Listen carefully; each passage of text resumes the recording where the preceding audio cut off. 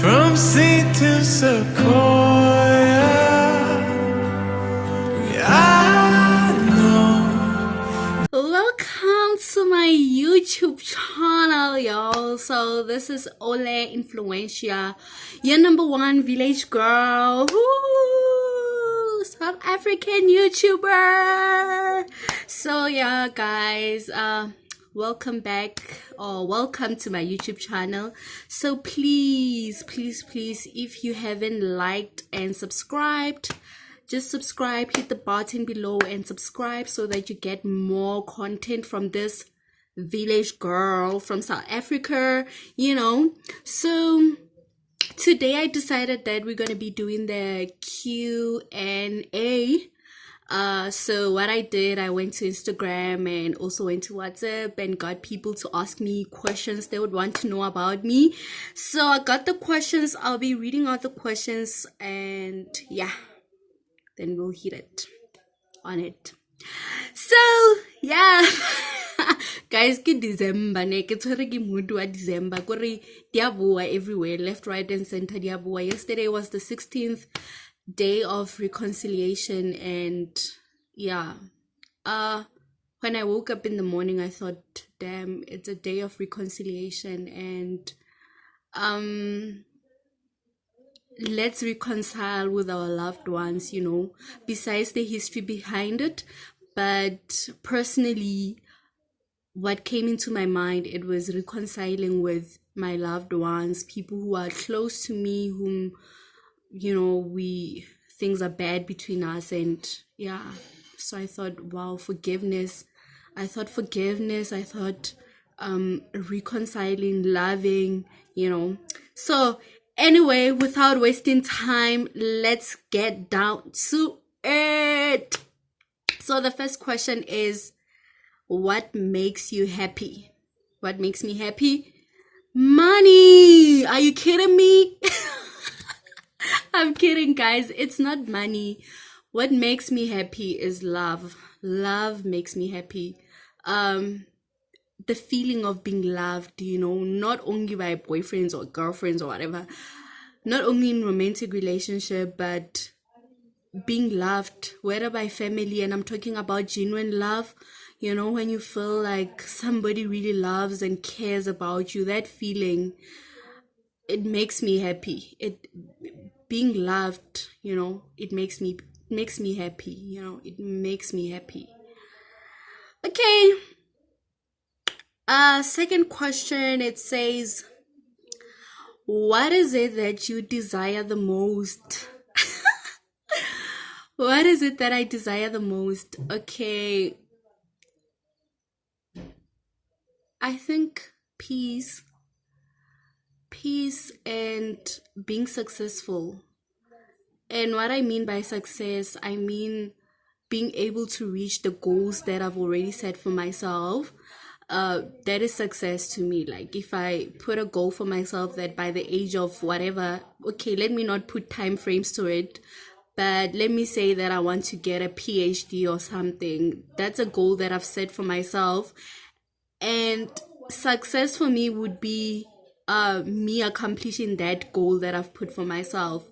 And that is what I desire the most. What I desire the most is being able to achieve all the goals that I've set for myself. That is success to me. So that is what I desire the most. Okay, another question. How does it feel being a professional social worker at your age? Gosh, it feels like an accomplishment. For me, it is, because I'm only 23 years old and I was able to finish that degree at record time. I know there are people who have done it before. I know there are people who finished this at record time, But for me personally, it was an accomplishment, and it's the grace of God, because God wanted me to finish it at this time, because that's his perfect timing. And for me, it feels really good. I feel like it made me more responsible at a young age. it made me more responsible at a young age. Now I'm able to stand up for myself, and besides what I've learned throughout the course and everything, but me being a social worker at my age, it's great. It's great. And also being able to impact communities at this young age, whether through counseling, advocacy, or whatever I do at work. Yeah, it feels great, especially doing it at my age, because we know most young people my age, we know where they are.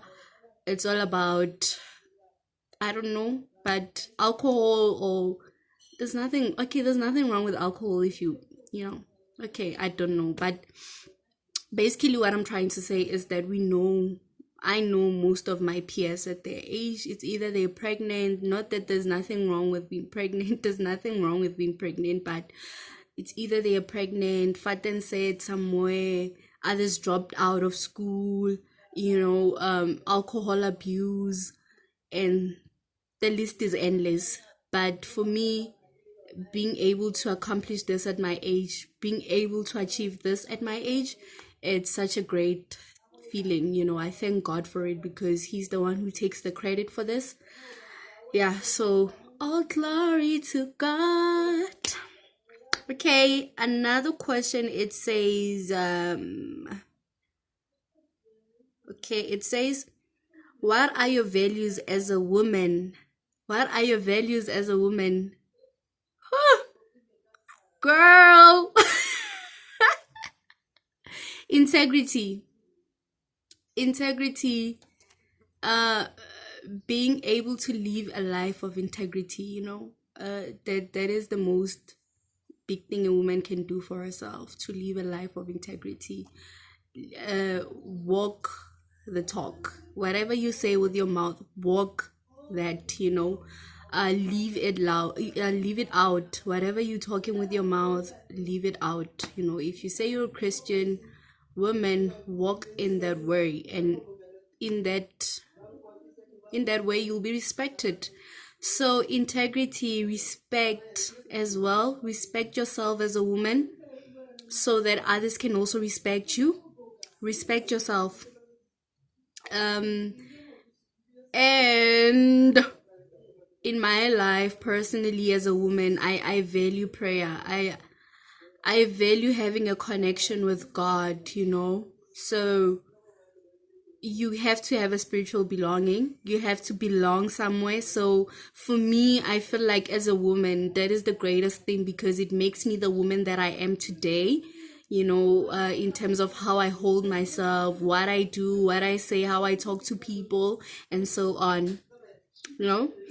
So the other question: how many children do you want to have, and do you have any idea of what your firstborn baby will be? Girl, I don't have any children. Okay, the question says how many children I want to have in future. Well, I'd like to have 4 children. I'd like to have 4 children, because I want a big family. Okay, 4 is not big, but I always desire to have a big family, because at home we only 2. It's me and my little sister. So we grew up being the only 2 kids in the house. So I think I'd want to have 4 maximum and 2 minimum. And I have no idea what my firstborn baby will be like, or what gender, whatever. I have no idea. God knows. And the other question: what is the name of the book you're recently reading? So currently I'm reading The Wait by Megan Good. Guys, I almost said Gabriel Union. Okay, it's The Wait by Megan Good and her husband. So The Wait basically talks about how Megan and Yvonne decided to be celibate until they got married, and how they decided to wait, and how God has blessed them, not only in their relationship, but God blessed them in all areas of their lives, career wise and everything. So it basically talks about the benefit of waiting. And what I love about the book, it differentiates between abstinence and celibacy. Abstaining, you can just abstain from sex because, well, maybe you don't have a boyfriend, or you're not getting it, so that's why basically you're not having it. But celibacy is you deciding to abstain for a purpose. You know why you're abstaining, you know why you are waiting, and first and foremost, the reason is God. Besides you waiting for just a husband, it is God, because we have to honor God with our bodies. And yeah, we have to keep pure. The will of God is for us to be pure, and not only sexually, but in all areas, we have to be pure.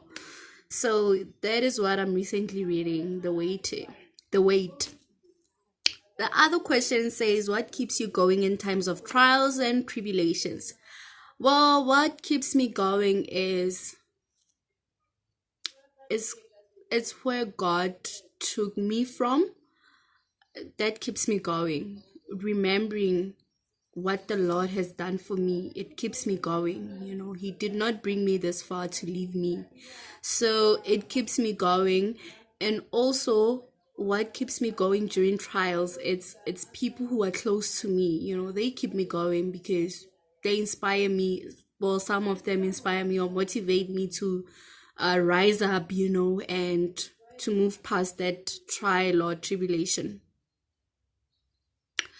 And the other question says, what's your take on women leadership, especially in this era? Well, I believe that the time is over for women to be oppressed, or for denying women the opportunity to lead, because basically I think women are better in management because they've been managing homes way back. They've been managing homes and they are good at it. So I feel like women are good in management positions or in leadership positions because they are able to efficiently use the resources that they have without wasting, or with the little that they have, they are able to efficiently use those resources. Even when resources are scarce, women will make a plan to make sure that everything is set out well.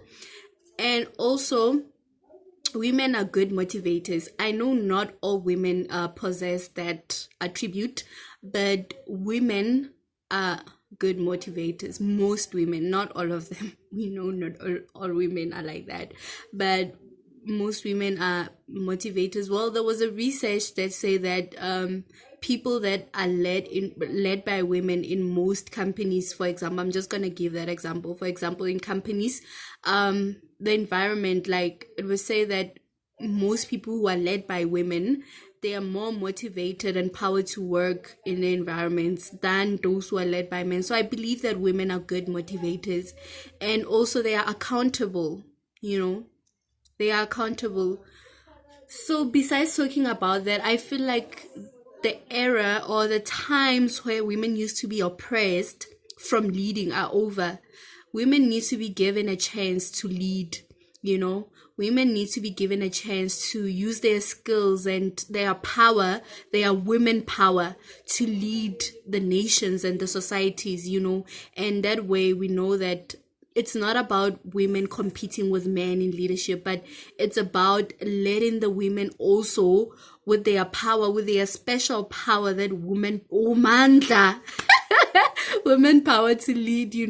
And also, well, I'm a feminist. Well, I advocate for the rights of women and children. So I advocate for their rights. It's their right to, if I want to lead, for example, I want to be in an influential position, give me the chance to do it. We are in a new era, so give me the chance to do it. It is my right, to exercise my power in a right way. So give me that opportunity to do it. I'm not fighting with you, man. I'm not taking up your space, man, because I can never be you. I can never be a man. I'm a woman. And with how God has made me as a woman, as different from you, as unique as I am, give me the chance. So that's all I'm saying, that women need to be given that chance. And yeah, so basically yeah, I stand up for the rights of women. I advocate for the rights of women. So the other question, who inspires you and why? Oh, well, when I read this question, the first person who came to my mind is Bonang Mateba, your girl B. So she's the one who came to my mind because of her work ethics. I love how hardworking she is. Bonang Mateba is hardworking, and besides being hardworking, she's a go-getter. She doesn't limit herself. A girl from Mafikeng is now out there, So literally the first person that popped out, there are a lot of people who inspire me who are doing great things, but the first person who popped out of my mind when I read this question was your girl B. Because of her work ethics, I desire to be the woman that she is because of her work ethics, because of her hard work. Girl, and she doesn't let anybody to pull her down. That's what I love about her. She doesn't let anybody pull herself down. All she's doing is collecting the guap. While you are busy talking about her, complaining, criticizing, she is busy taking the guap, securing the bags, So that's what I love about her. Her work ethics, how confident she is. I love her confidence. Women, I love her confidence. Bonang, I love you. And you inspire me a lot. Okay, and the last question was, do I ever feel like low in my spiritual life? Do I ever feel hit that dry areas where I feel like I'm low spiritually? And what do I do to get out of that? There are a couple of times when I feel like that, when I feel like I'm not connected to God, when I feel like I don't feel him, I don't feel his presence. Even when praying, like I feel like I don't feel him, I don't feel him. I feel like I'm not in connection with him. There has been times like that, where it's even hard to pray. But what I do to come out of it, to feel spiritually alive again, is that for me personally, talking about it helps. That's why it's important to surround yourself with Christian friends or people who are like you, because when that happens, I'll let them know with our small group that, I'm feeling like this, or girl, I'm feeling like this, like I don't feel God at all, and whatever, and they'll pray for me, they'll encourage me, they'll motivate me, and most importantly, besides wanting more motivation from your friends or whatever, the word, read the word, and that's it. Read the word and also go to those prayer meets. Do not forsake fellowship with other believers. Go to those fellowships. Go and meet other people. Go to prayer meetings. What I love saying is that prayer is like fire. So when you are with people who are praying, it's hard for you not to catch that fire. It's like a fire that's starting. So basically, because you are there, you're going to catch the fire and you're going to pray as well. So surround yourself with prayerful people. I have prayerful people in my circle, people I know who really, really pray. And every time I'm going through something, I tell them, I let them know, I talk to them. Sometimes it might feel like, oh my gosh, they'll think I'm not Christian enough, they'll feel like I'm not born again enough and whatever.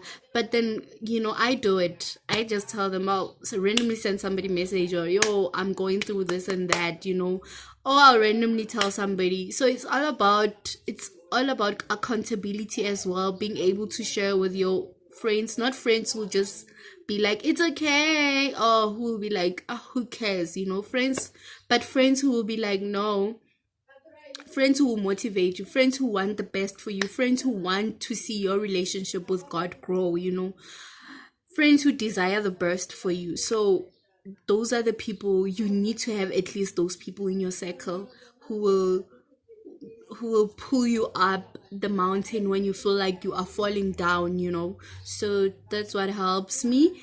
And I hope you enjoyed this Q&A. So please like and subscribe, and I'll see you on my next video.